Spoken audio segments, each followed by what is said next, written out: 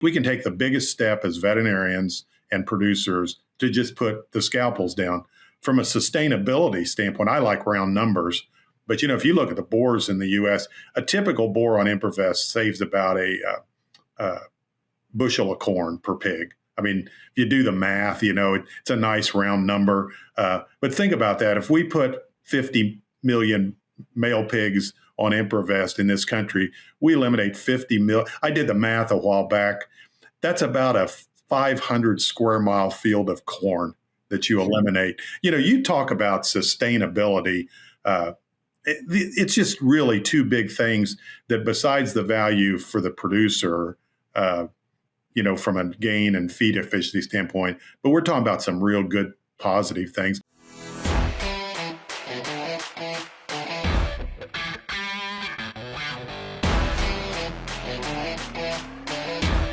Welcome to the Swine Health Blackbelt Podcast, the latest swine health research digested for you. My name is Dr. Clayton Johnson. I'm the host of the podcast. And joining me in our illustrious podcast studios for this week's episode is Dr. Larry Rueff and Dr. Darryl D'Souza. Dr. Larry Rueff is a swine veterinarian based out of Indiana. Larry's had a fantastic career. He's been the past president of the American Association of Swine Veterinarians and has been awarded the AASV Swine Practitioner of the Year. And Dr. D'Souza is a meat scientist who's currently the Executive General Manager of Technical Services for the SunPork Group, which is the largest pork integrator in Australia. Gentlemen, thanks for coming on. We're going to talk today about immunocastration, or specifically, Improvest. We call it here in the U.S., but same product as Improvac in other parts of the world.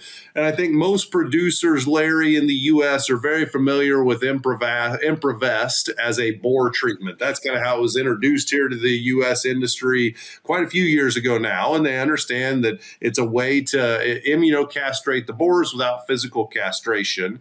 But Larry, more and more folks around the world outside of the U.S. are finding out that Improvest has some value proposition in gilts. And I shouldn't say that we don't know that in the U.S. because it's labeled to use in gilts in the U.S., but I think U.S. producers don't understand that Improvest has value proposition for the gilts and the boars. Larry, you want to kick us off by talking a little bit about your experience with using Improvest in gilts and what the value proposition is, how it differs from the boars? Yeah, great, Clayton and Darryl. Great to be on the program with you. There's really two or three things in each of the categories with Improvest. When you use it in boars, the feed efficiency improves by about 10%. Rate of gain goes up about 6%. That it's just established that that's what happens. And I do think it's important to keep in mind what's happening with the product. It's letting the boar be a boar. Boars perform better than barrows. That's just physiology. There's nothing magic there. And so the product does that consistent every time. Gilts are a little different. What it's doing to the gilt is keeping her from coming into estrus. Now, we did some work in our research barn on that.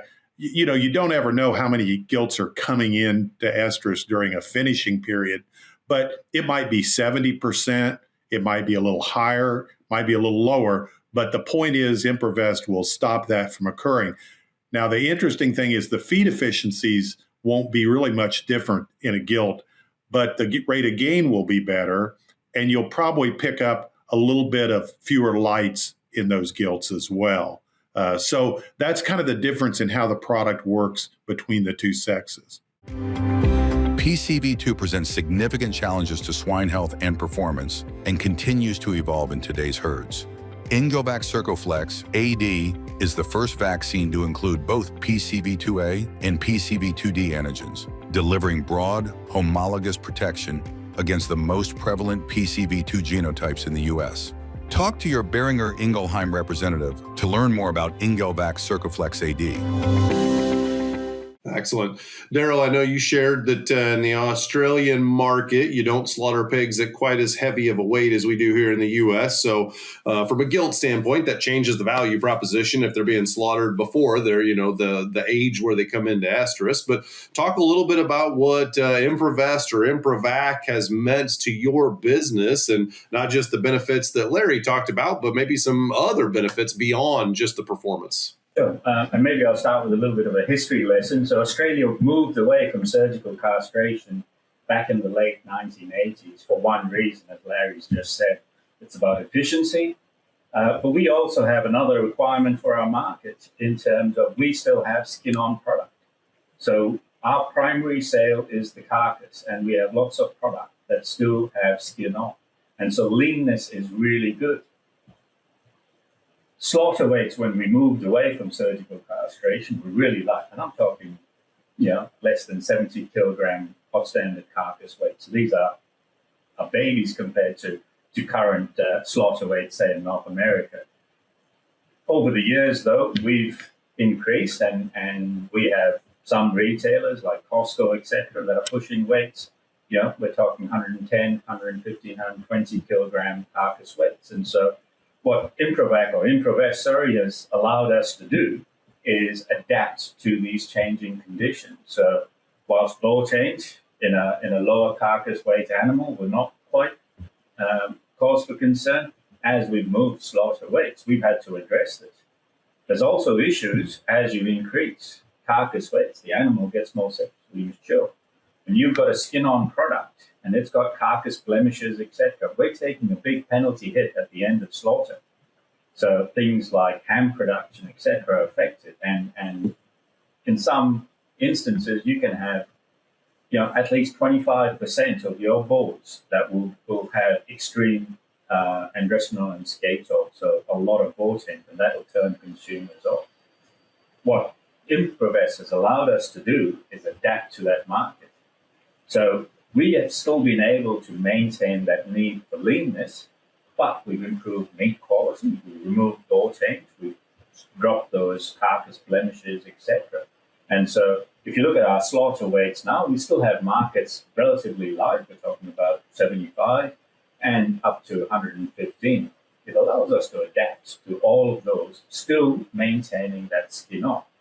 Having said that, as we move carcass weights, etc., as Larry and both you and Larry have mentioned, we need to probably focus on gilts, because we still see a little bit of growth check in that last sort of 3 weeks prior to slaughter, and where growth dips down. And so it's something that we haven't had to address, but I say that's around the corner for us. Clayton, on the live side, that Boar, Improvest Boar, is worth probably anywhere from $6 to $7 easy today, even with our lower feed prices today. On the Gilt, it's probably $2 or $3 over if she wasn't used. So we're talking about serious money.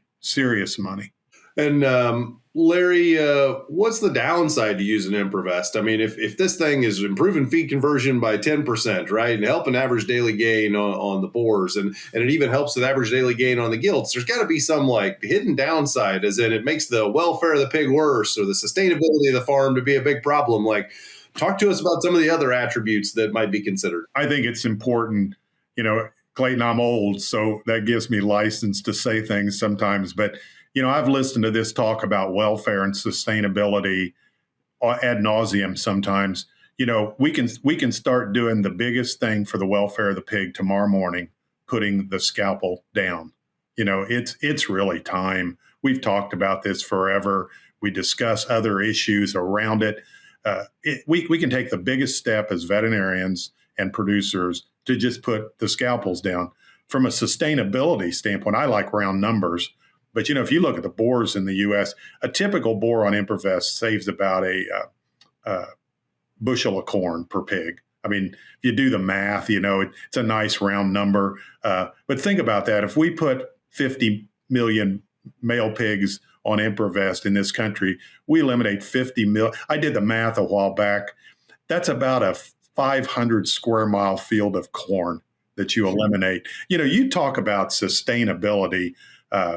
It's just really two big things that, besides the value for the producer, from a gain and feed efficiency standpoint, but we're talking about some real good positive things. And I'm sure Darryl can address that from their standpoint. Yeah, absolutely. And I look back and so it's been a journey for us, even in Australia, where it made so much of economic sense. It's changed. Yep. I've heard every myth about Improvest. The retailers don't like it. The packers have to deal with, there's all these things. It's just changed. And if you look back, and now in Australia, all the retailers will actually have the use of Improvest written into their production standards. These same retailers 5-10 years ago said, "Oh no, that's messing with the animal. We don't want that, etc." And it comes down to change and willingness to change. The economic sense has always been there. Nothing's changed with that. It's who's going to be first, who's going to run with it, and who's going to follow. And I always use this because it just highlights the situation.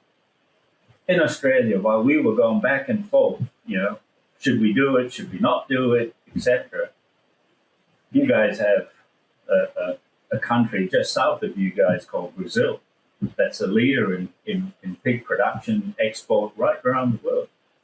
What we guys were talking about, should we or shouldn't we, Brazil went and did it. And, we use examples like, our markets are high-value markets in Japan and Singapore, etc. They're not going to want it. Well, guess what?